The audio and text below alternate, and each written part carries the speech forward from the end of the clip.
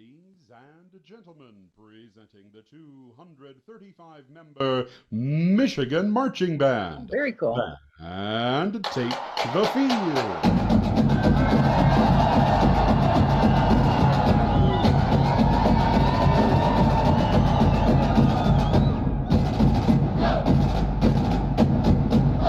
Under the direction of Professor Jamie L. Nix, the M Fanfare.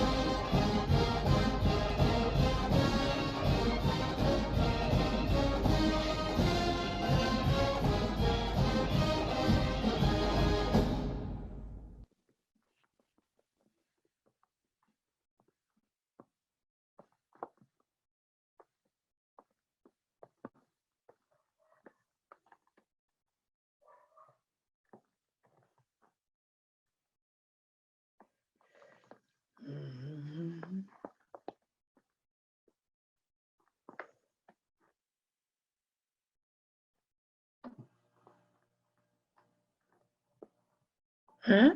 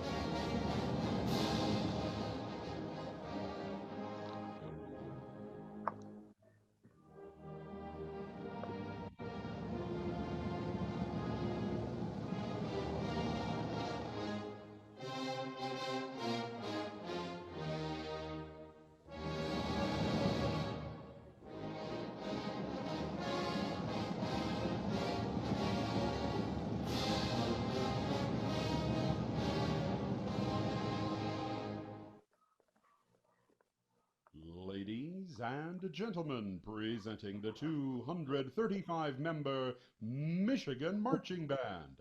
Band, take the field.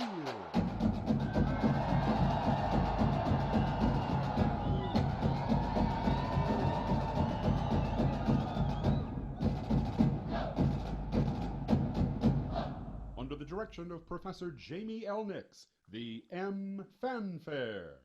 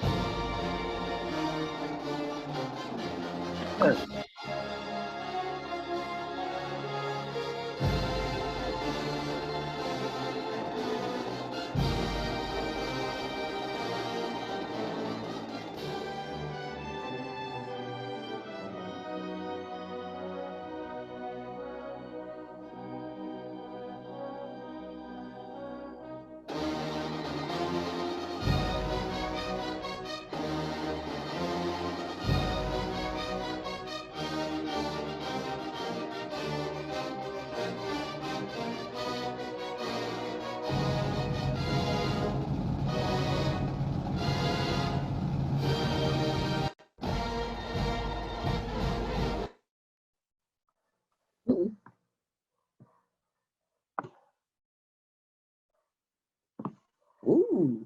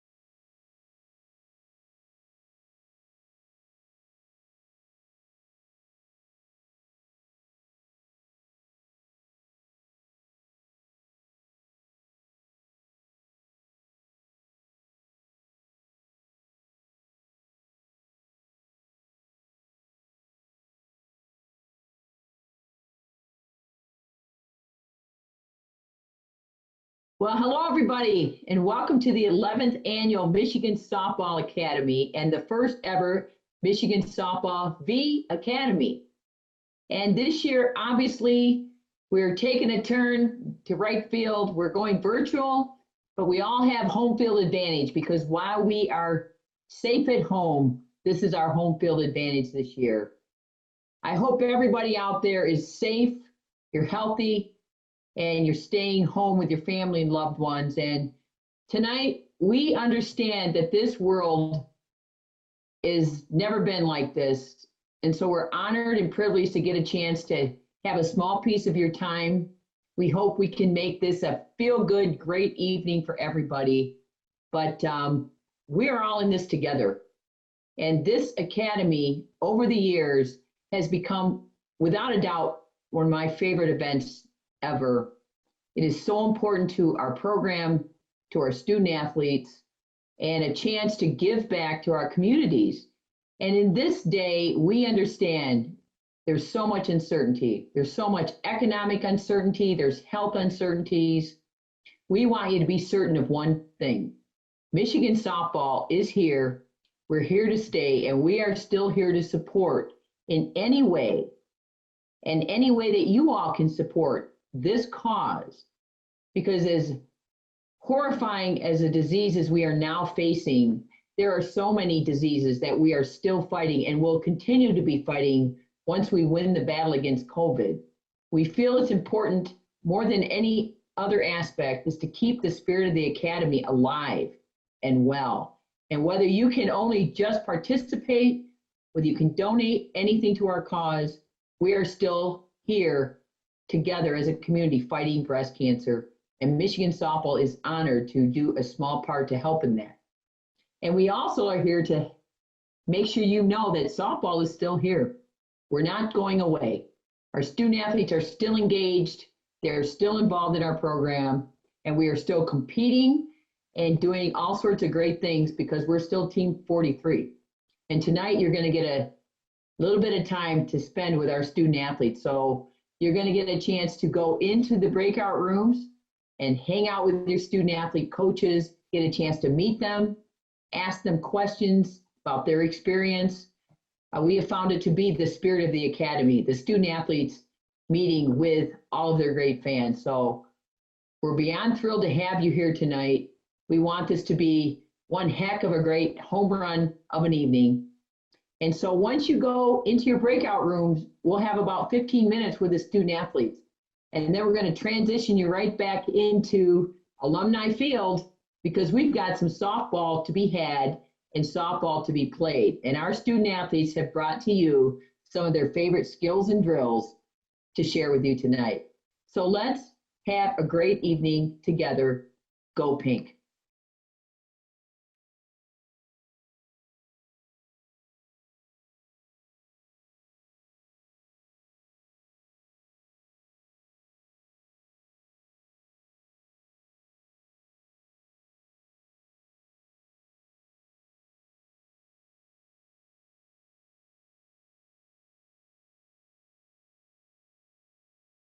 Marching band. Band, take the field.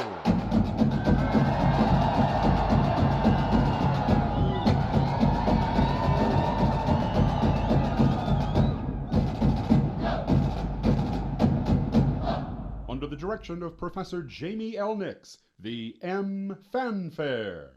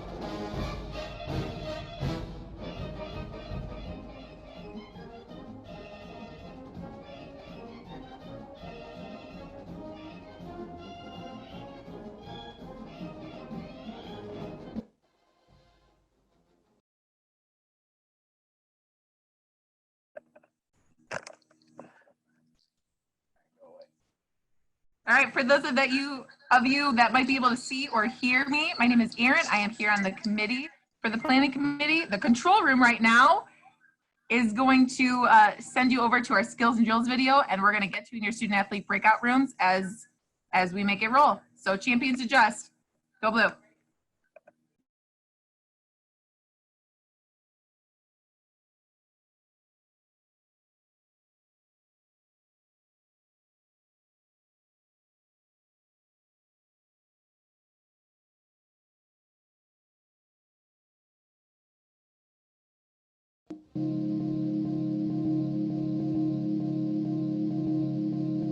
So what do you say? What do you say?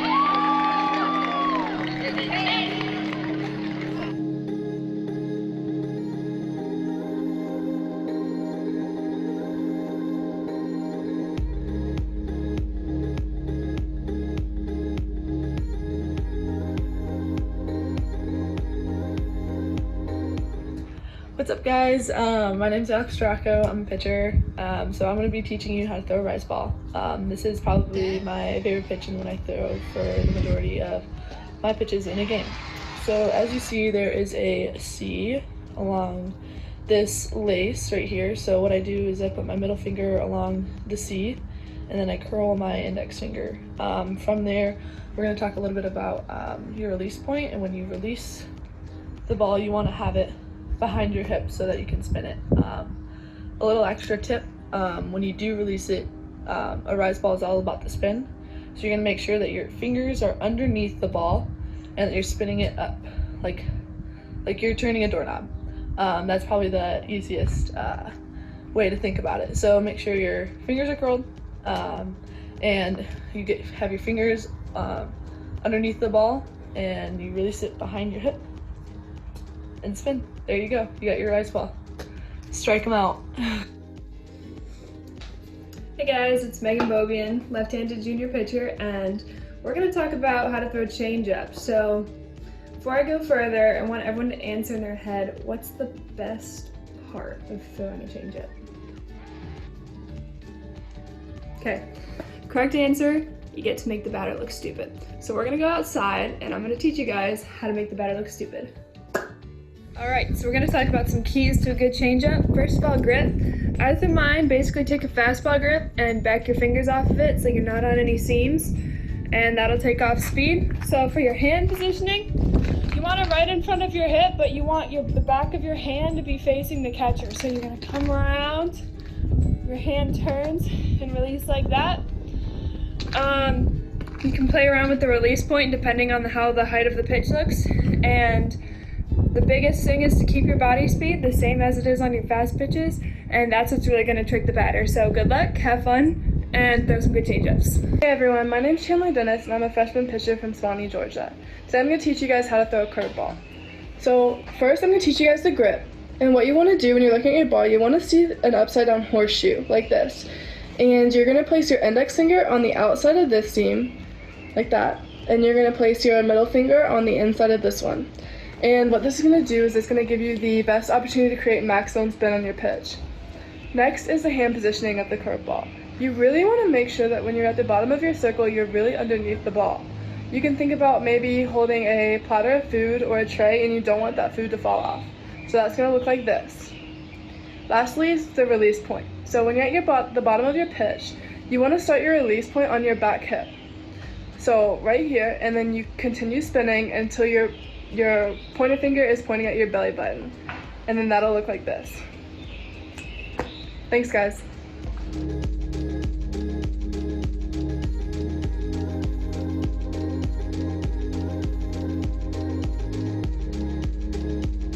I'm Abby Scavars, and I'm going to be talking to you guys about hitting mechanics with the lower body. The first thing I'm going to go over is your hitting stance. You want to be in a comfortable position with the weight on the inside of your toes. Next, I want to talk about our hip turn, which is what basically gets our barrel going. So when we're in our good stance, our good balanced stance, once we get our pre-stride, we want to make sure to have a hard hip turn. Once we get our hips going, the next part is to get our weight transfer into our front side. What I mean by this is once you take your stride and start your hips, I want to make sure that you're driving into your front side. What this is basically going to look like is once you get your weight into your front side, you're going to straighten this front leg out and you're going to use it as a tool to resist your force going forward. Hey guys, it's Lauren. I'm a freshman and I'll be teaching you how to have rhythm in your swing and have a good load. So first we just need to recognize that a load is with your legs and your upper body. And we need to make sure that these are in one fluid motion. A good cue for me is slow, slow, slow and go. We never stop in the beginning when we load. So to make sure that you have a good load, we need to feel it in our back leg. A lot of times I like to turn on my foot so I can really feel it sink down into my foot. A good drill to do is the skater drill, which you can really feel the rhythm and movement of your load going back and forth. For the skater drill, we're going to start off with about how much weight you'd have in your back foot when you initially load, and you're going to load back your hands like in a regular swing. So we're going to load back, we're going to lift our front foot, and we're going to leap forward, leap back again, and then swing. We need to make sure that we have good weight shift going back and forward so we can really feel ourselves drive with rhythm. What? Oh, it's my dog. Hi, Michigan Softball Academy. It is Audrey LeClaire. I'm going to be teaching you a little bit about slapping today. So first off, we're going to start with footwork. So you're going to start a little bit on the left side of the box first and foremost, and in the back of the box. And then it's important that we just stand still and then cross over with your left foot. So you're going to stand still, cross over with your left foot, and then you're going to jog through. It's important to keep a pace throughout the box. So as you cross over, it's going to look a little something like this. So you're going to jog through and keep a pace. So if you want, you can practice that a couple times. Ideally, when your foot lands, you want to be a little in front or behind this part of the tee right here. That way, because if you're working for an outside pitch that the stopper looks for, you're going to be getting that deep contact. That way you can drive it to the left side. And so if we're going to look at that with a bat, so ideally when you cross over your foot, you want to make contact as you're crossing over. That way you get as much power from your swing as possible. And then as you are continuing throughout the box, you want to make sure you're extending and jogging through that box, keeping that pace that we were talking about. So yeah, so a couple key points is your crossover, stepping right behind, contact, and then extending through and keeping that pace. And of course running to first base and getting that base. So go blue and go pink. Hi guys, it's Thais Gonzalez. I'm a senior on Team 43, and at this station we're going to be learning what happens at contact through extension and how to drop bombs. So basically you should have learned all about your stance, how to have firm, nice stance, comfortable athletic position. You're going to go through your loading process. Bam! Once you get to contact, you're going to want to have your bottom hand facing the ground, your top hand facing the sky, and you're going to have your bat kind of even with the plate, where this top of the plate would be. And this is a nice firm position. Your legs are feeling strong, your hips are slightly turned into the ball, and if somebody tried to push you out of that position, they wouldn't be able to because you're really solid within the ground, within your legs. So from there, you're going to get to that position and extend that elbow right to the pitcher, because that's where this ball is going. It's going right up the middle, over her head, and over the fence. So that's how you go from contact through extension, and that's how you drop bombs. You learned it here. Hi everyone, I'm Sarah Schaefer and I'm a junior pitcher on Team 43, and today I'm going to teach you how to sacrifice bunt. The most important thing for a sacrifice bunt is getting your runner to second base. With that, you want to make sure that your bunt has a down spin, and getting the ball down early is important, so you don't pop it up and leave your runner stranded. So I'm going to use this as my plate. I'm going to get into my regular batting stance, and when the pitcher starts her motion, I'm going to turn quickly and bring my bat at an angle so that when the pitch comes, I receive it and I absorb it in front of the plate. I also want to be in a bent stance so that when I go up and down, I can still get that top spin. So here's an example. Just like that. Good luck.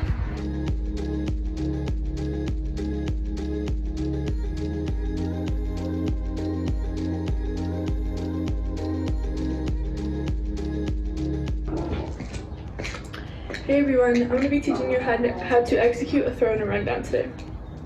So first things first is you want to make sure that you and your teammate have really good communication during this whole execution.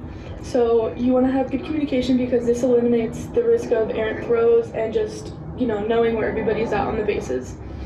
The second is creating a throwing lane. You want to create a throwing lane so this reduces the risk also of errant throws and just so there can be no obstruction call from the umpire on you and your teammate. And the third is you want to get this done in as little throws as possible. And one important step, very important step that needs to happen here in this execution is you want to make sure that you and your teammate are both pinching the runner, meaning you don't want to push them to the high base where they're going to score, and you want to make sure that you are closing the distance between you and your teammate. This just closes the gap and gives the runner not much room to work with as far as where they can go. So this overall is going to improve your success rate of completing the execution of getting the runner out in a rundown. So the first flip we're going to work on is the glove flip when you don't have time to exchange the ball. So coming from the ground up, you're taking your momentum towards second base. As you field the ball, you continue your momentum and you flip to second. I think what's important is you want to keep your momentum going, and also when you flip upward, you let go of, you loosen your glove a little bit so it allows the ball to pop out. So I'll run through the motion again one more time. So from the ground, here's a little faster pace. So now we're going to put the flips together. So this is going to be glove hand only. Safe. So you're going to start in your ready position. As the flip, you stay low from the ground up. Keep your momentum going through the release. And so those are 2 flips for today, and now it's going to be your turn to show us your skills. Go Blue! Okay, so we're going to be doing tags today. So we're going to pretend that the front of this concrete right here is the front of the base. So you're going to set up with your foot in front of the base. Can I toss this to you? And you're going to receive it, and you're going to let it get deep, and then you're going to put the tag down. You can either slap down the tag or you can swipe tag. Trick is to just make sure it gets deep. Hi Blue Team, freshman Julia Jimenez here from Fontana, California, showing you guys how to turn a double play from second base and from shortstop. So the first thing that you guys want to do, whether you are at second or you are at shortstop, is to get in a good ready position. So I'm going to be the shortstop for this one. So as the ball is coming, you are going to put your hands up like you were receiving the ball, and as the ball is coming into your glove, you're going to catch and slide your foot on the outside part of the base. I'm using the book as my base. So you're going to catch the ball and slide your foot and throw to first base. So make sure you get in a good ready position. As the ball's hit, watch it get hit. Catch, slide, throw. So that's from shortstop. Thank you. Go Blue. Hi Michigan Softball Academy, this is Lou Allen, junior first baseman, and I will be showing you guys today how to do some first base footwork. So the first thing that you want to make sure is you want to be always in a ready position for when the ball gets hit off of the bat. Just in case the ball gets hit to you, you want to make sure that you are ready to go no matter what.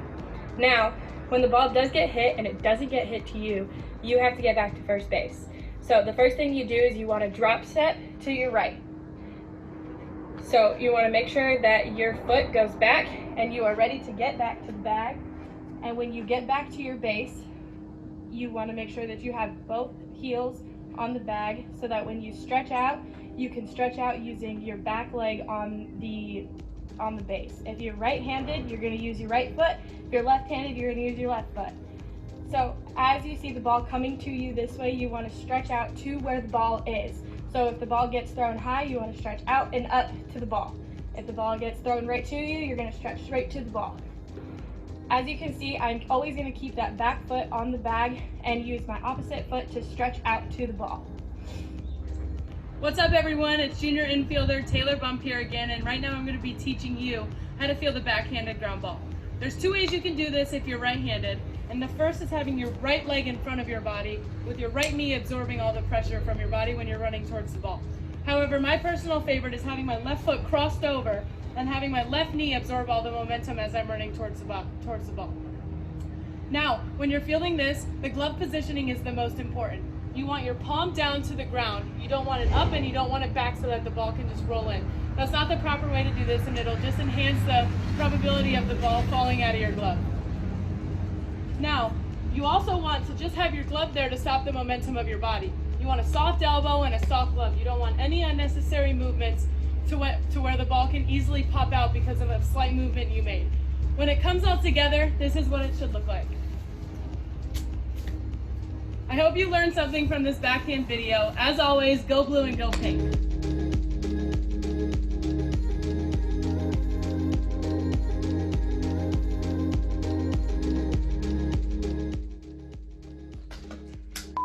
My name is Hannah Carson, and I am a sophomore catcher.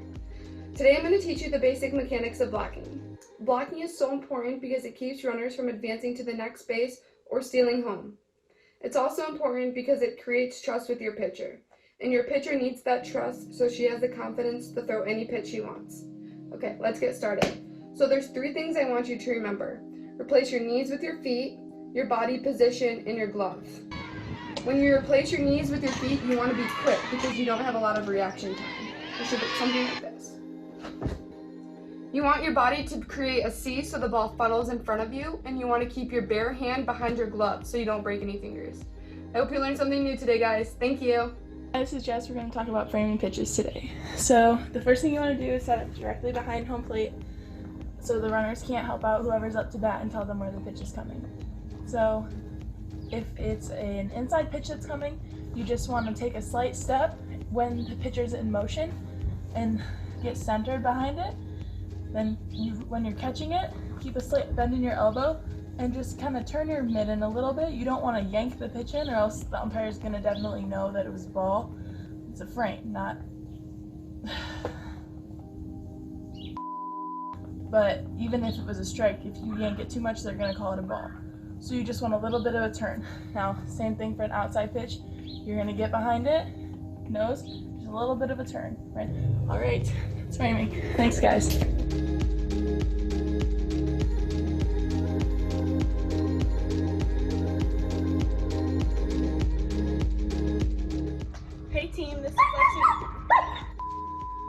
What's up, team? This is Lexi Voss, a freshman outfielder from Palos Park, Illinois.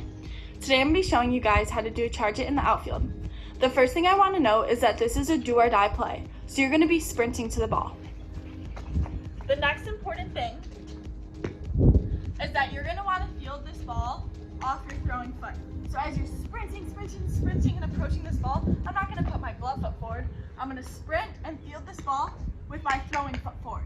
So after you have fielded the ball, you're going to transition into a crow hop, which will look like this. In that crow hop, you're in a nice athletic position. You're not too high, and I'm aimed right at my target. And after that, I'm going to throw it, and I'm going to gun her out. I'm a sophomore outfielder. Hi everyone, it's Lexi Blair. I'm a sophomore outfielder from Michigan, and today I'm going to teach you guys how to catch a fly ball at the wall in the outfield today. Your drop step, which is your first step in the outfield, is the most important step because it determines how good of a read you get on the ball. So if a ball is on a higher trajectory, it's important that you find the wall first, since you have enough time, and that you find the ball. But make sure you're finding the wall with either your hand, depending on which side it is, or your glove hand. If it's on a lower trajectory, so if it's a line drive or a ground ball, that'll determine, depending on the speed, if you need to play it off the wall, or if you can get to the wall quick enough, if you have a good enough read, and catch the ball there. Same thing with finding the wall and then finding the ball. So here's what a high trajectory pop fly should look like.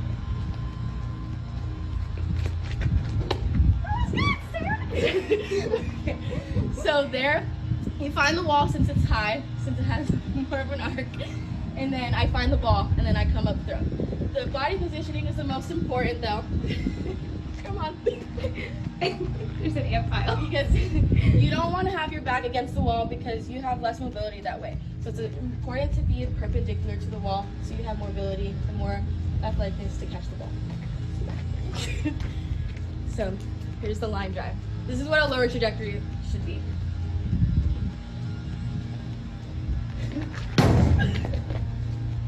So that was hit hard enough for me to play it off the wall because there's no way I could track it to the wall and catch it there. So those are your tips for the outfield. So I hope you guys in the near future can rob some more home runs for me, and please send me your videos when you do. Thank you. That's pretty much it. All right. My name is Haley Hogenrod. I'm a senior outfielder from Zeeland, Michigan, and today I'm going to teach you how to do sunballs.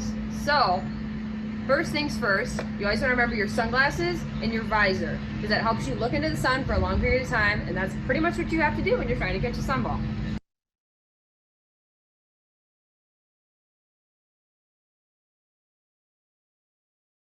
Second thing would be you either want to block the sun with your glove or your hand. I prefer to use my hand because it gives me more ability to adjust and stuff with my glove rather than having my glove up here and then seeing it fall down below my glove. And then last thing would be you want to try to get a different angle around looking into the sun, especially if it's right in the sun and you can't find it. You want to change that angle and get around it so you can see the trajectory of the ball a little bit better and then read where it's going to land. So I'm going to show you how to do this. All right, go ahead.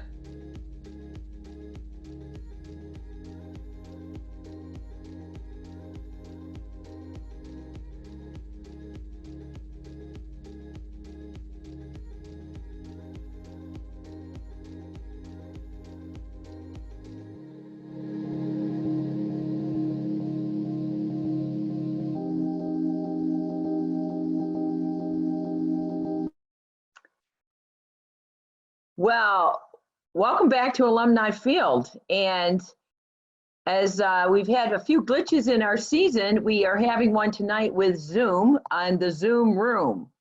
So for that, we apologize.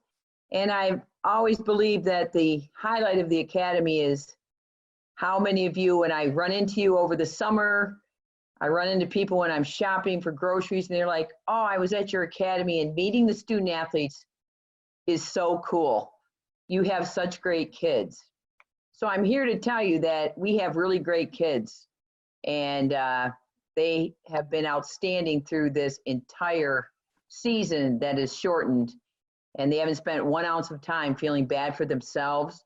They've been working hard to be great students, to be great people, and to give back, and this tonight is their time to do so. So this is a small way for us to thank our community, and of course, most importantly tonight, all of our fans.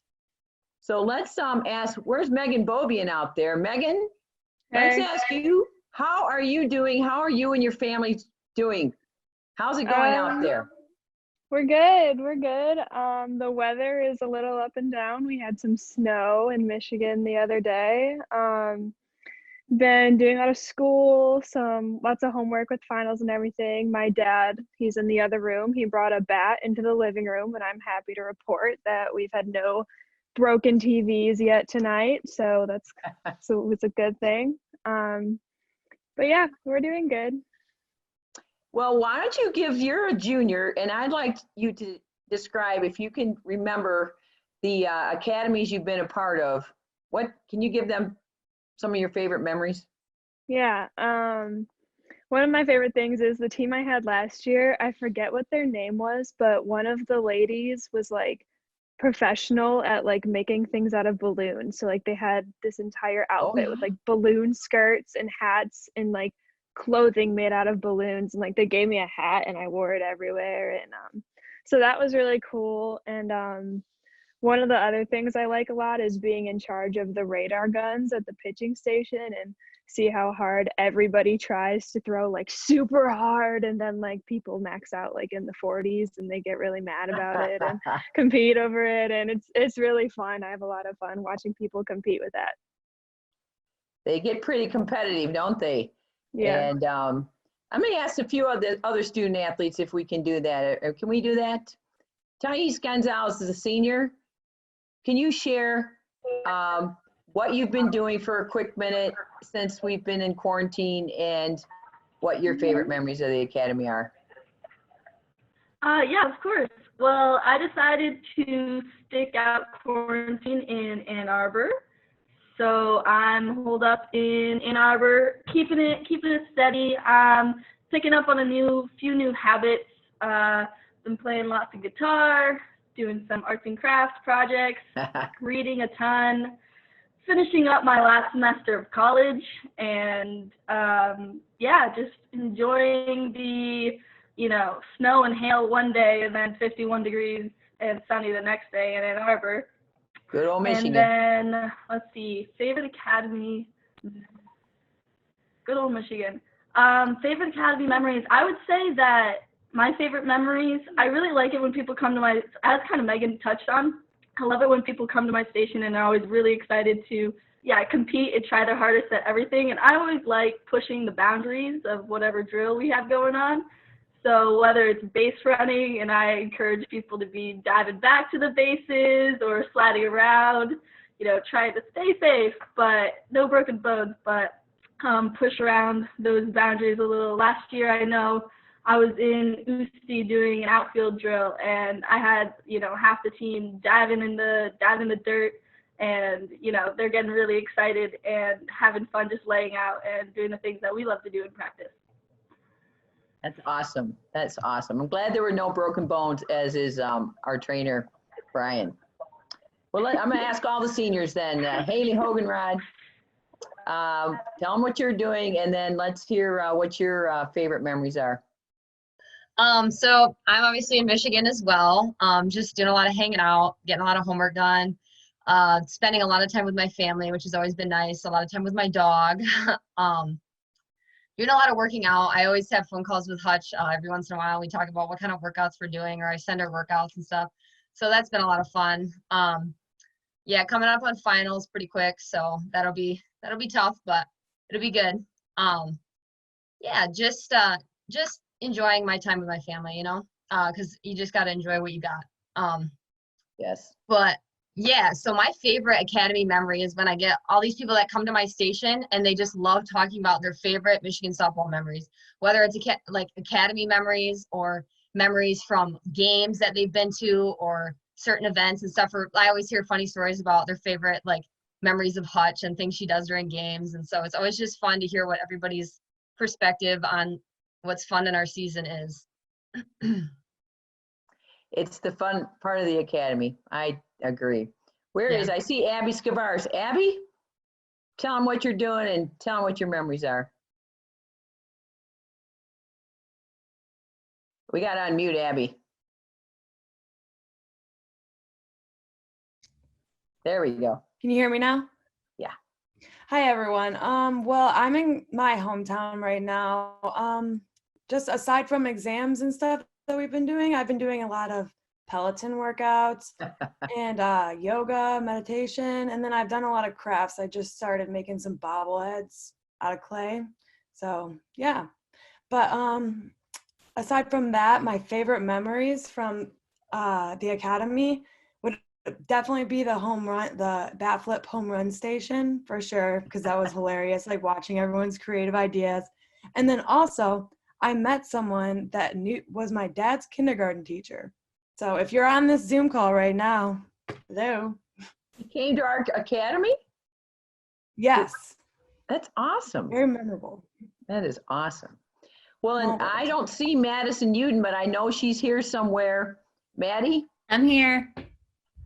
Give me the lowdown and the highlights.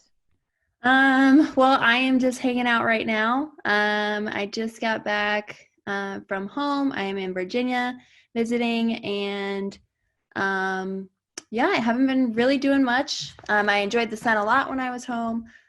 Sat out with my mom and the son and watched a lot of Grey's Anatomy.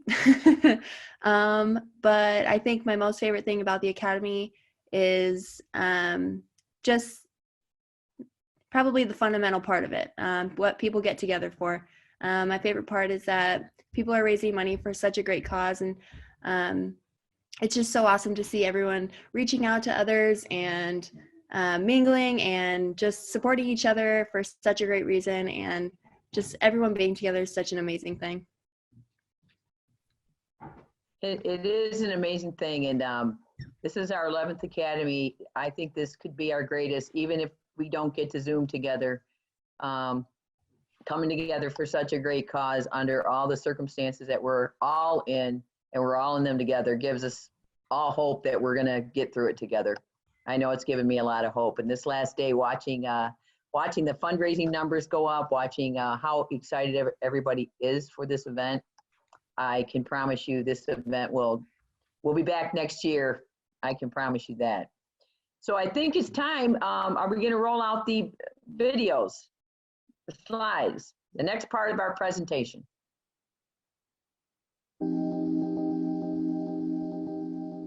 Ladies and gentlemen, welcome to the Michigan Softball Academy. My name is Ira Weintraub from Sports Talk 1050 WTK The Ticket. It's a little different this year, but we're going to have a lot of stuff. We have a lot of fun in store for you. And right from the top, we want to salute our student athletes. Their season was cut short. Their lives abruptly changed, but they are still doing great. And we salute everything that they have done, including coaching all of you up. So now work on those skills at home. You have 1 year to get ready for your return to Alumni Field. We hope everybody at home is staying safe and healthy.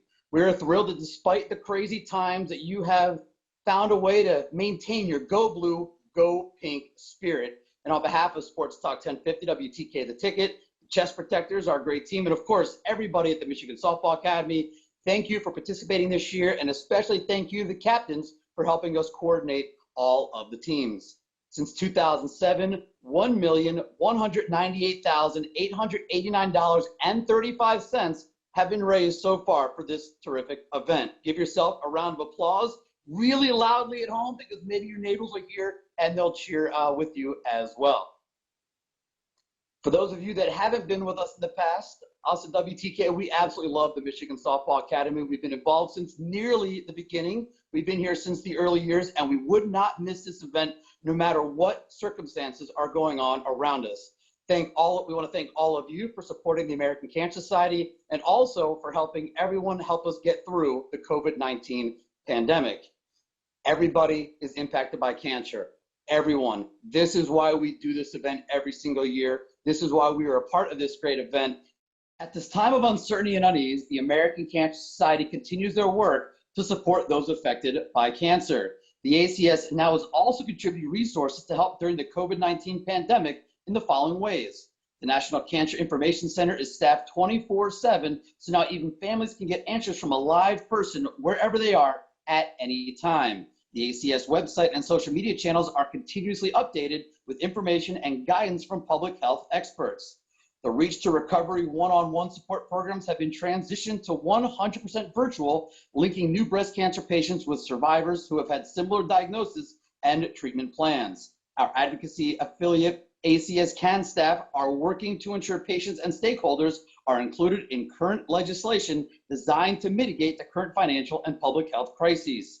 ACS is offering more than 1,100 rooms in our Hope Lodges across the country to help healthcare providers to rest between shifts or overnight free of charge.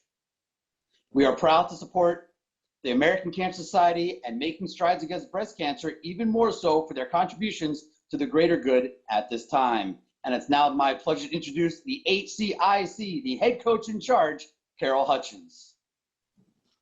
Well, it is my honor and privilege to acknowledge all of the strong women leaders, strong women who believed in the cause, who believed in the greater good over the years. And we have had 9 tremendous honorary chairs in past years, as you can see by looking at this screen. Tonight, it is really my pleasure and honor, but we are so thankful for our 10th honorary chair this year, Kim Barnes-Arrigo, our women's basketball coach, who just came off of one fantastic season and had a fantastic All-American in Naz Hillman. And of course, they didn't get to complete their season either. But she's been a long time participant, been involved in this cause. Women's basketball in their own right has been a supporter of making strides and of course, beating breast cancer. So her being the honorary chair this year was a perfect home run of a pick. Well, and so as we have for many years had this ceremonial passing of the helmet, we were able to do that once again, of course, at a social distancing distance. We're pleased to have with us tonight, Kim Barnes-Arrigo. Thanks, Hutch. I got the helmet, and I'm kind of glad we're social distancing right now because I am blushing. I appreciate all the wonderful comments. You know, when I first arrived at the University of Michigan, and actually it was 8 years ago today, I was hired. The first event, the first thing I did, my first day on campus, was to attend the softball academy, if you can believe it. And, you know, from afar, Hutch, you are legendary. I mean, in Ann Arbor, you're legendary as well, but from afar, to have an opportunity to come to the greatest university in the world and be the women's basketball coach, but then have an opportunity to be surrounded by excellence is pretty special. And that first night, I had an opportunity to meet you my first day. And obviously, you left a lasting impact. And for me, now 8 years later, to be the honorary chair of this academy is just an incredible honor. When you asked me, I mean, I went home and I read the note 3 times to make sure that I was right, because I'm surrounded by so many strong women, by so many powerful women, and all those women that came before me as honorary chairs. It really, truly is an honor. This is a cause that is near and dear to my heart. My stepmom was diagnosed with breast cancer a number of years ago, and she's in an ongoing battle, and she's back and forth even during this time to Sloan Kettering for treatment. And it's pretty incredible to watch what people go through during the pandemic. And I can't thank you enough. I can't thank your team enough. Ira, I know when we were on the field, I was kind of showing you my swing back in the day, but we'll save it for next year. But thanks for having me, and I'm just glad if I can help in any way. This is a team. The team starts with our committee, starts with our chairs, it starts with our special guests, starts with Ira, and it starts with my team, and of course all the players on the team. This is a team event. Everybody just needs to do their part. So welcome aboard. Please welcome my very good friend, Jennifer Edwards, to share her story in her battle with breast cancer. Thank you, Kim. I'm honored to be here to share my story and to support the fight against breast cancer. In 2015, I attended my first softball academy. I'm not gonna lie, I was pretty much dragged there by 2 of my best friends. I mean, I love Michigan, but I'm not really the athletic type. Those 2 friends happened to be Kim Barnes-Arico, the head women's basketball coach, and Mary Kim Pannell-Morrison, who was the 1994 captain of the University of Michigan softball team. As you can imagine, this cheerleader was quite intimidated. I went and had a great time, but little did I know that 5 years later, I would be sitting here talking to you as a breast cancer survivor. In September of 2019, I was diagnosed with breast cancer. I remember thinking to myself, how could this be? I'm a mother, I'm a wife, I'm a teacher, I don't have time for this. But guess what? Cancer doesn't care. It comes when you least expect it. As a matter of fact, I had a clean mammogram in April of 2019. A few months later, I found a lump in my right breast, which turned out to be invasive ductal carcinoma. In November, I had a lumpectomy and reconstructive surgery. I started chemo in December, and in March, I began radiation. 2 weeks into radiation, our country shut down due to the COVID-19 outbreak. However, the pandemic doesn't stop cancer. I still had to go to the hospital every day, and that meant nurses and doctors had to be there with me too. I finished treatment last week, and those frontline workers have no idea the impact they will forever have on my life. One of the highlights of the past 7 months was being able to go to the University of Michigan women's basketball pink game. As a participant, I was able to have lunch and share my story with the team and other survivors. When I was getting my thoughts together about what I wanted to say to the players, I was thinking about how much breast cancer had really drastically changed my life. But ironically, it changed it for the good better than it had changed it for the bad. I am so grateful for the love and the care and the support that I have been given by my family and friends. It is truly unbelievable. Through this journey, I've been able to spend unexpected time with my husband, children, and parents. I've received hundreds of cards. Girlfriends have dropped off meals and flowers and gifts. The hospital was well prepared and had state-of-the-art treatments and facilities for me. The hospital waiting rooms were filled with inspiring quotes, and dressing rooms had baskets full of port pillows and hats and scarves made by volunteers. My positives would not have been possible without the hundreds of thousands of women that have come before me to advocate and fundraise for breast cancer awareness. It is now my mission to advocate and fundraise for all the women that will be diagnosed after me. When Coach Hutch asked KBA to be the honorary chair for the 11th Annual Softball Academy, I knew that this was my time to help. I joined Kim's team, Full Cups, and together we've raised over $8,300. I want to thank everyone sincerely from the bottom of my heart to everyone that has donated. Together, we truly can make a difference. Go blue and go pink. At this time in our program, we always like to acknowledge and celebrate our cancer survivors. If you're a cancer survivor, would you please give a hand wave into the camera for everybody? We celebrate you and honor you tonight.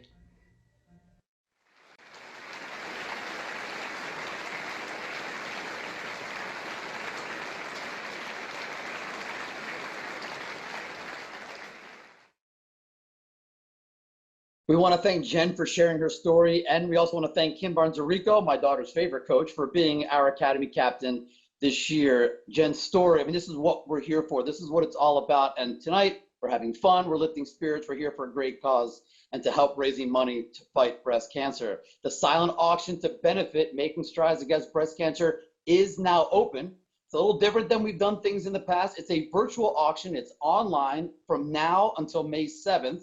So if you're able and willing, please consider visiting msoftballacademy.org and go and check out the silent auction. There's a lot of great things on there. You don't want to miss this great opportunity to support a great cause and bring home some cool things for yourself as well. And now let me back once again, our coach, Carol Hutchins.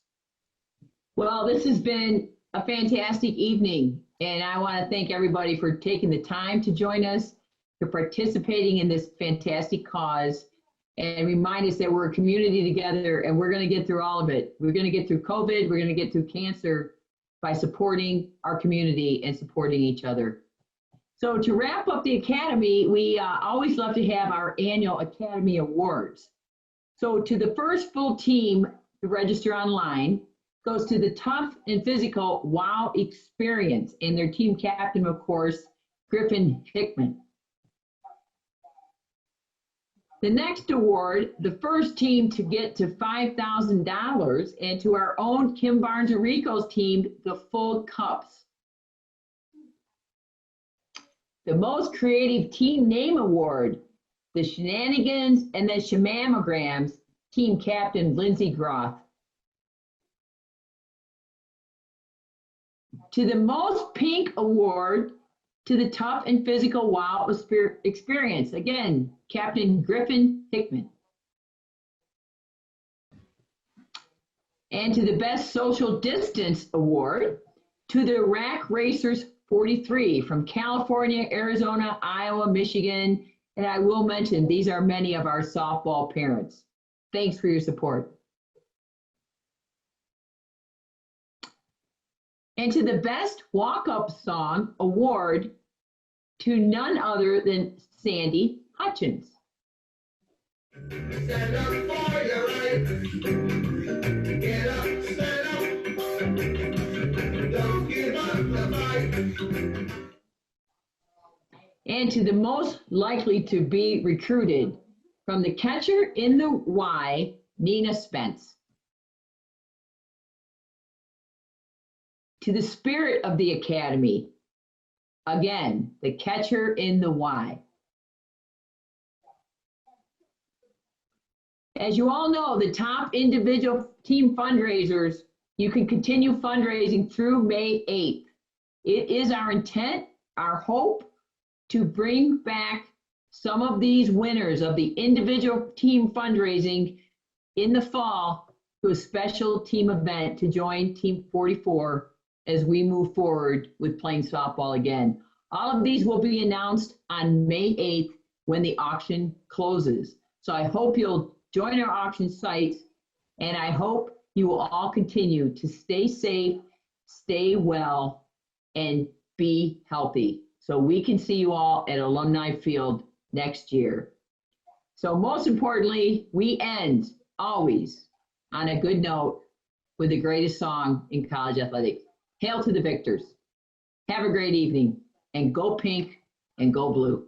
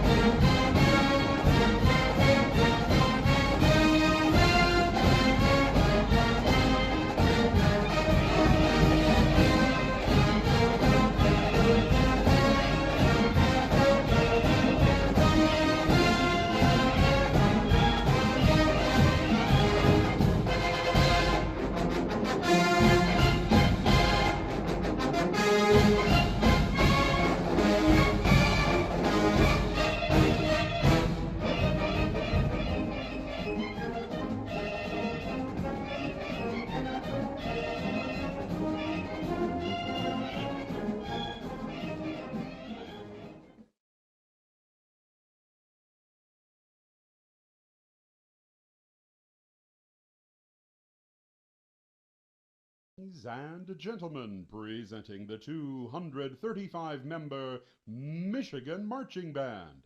Band, take the field.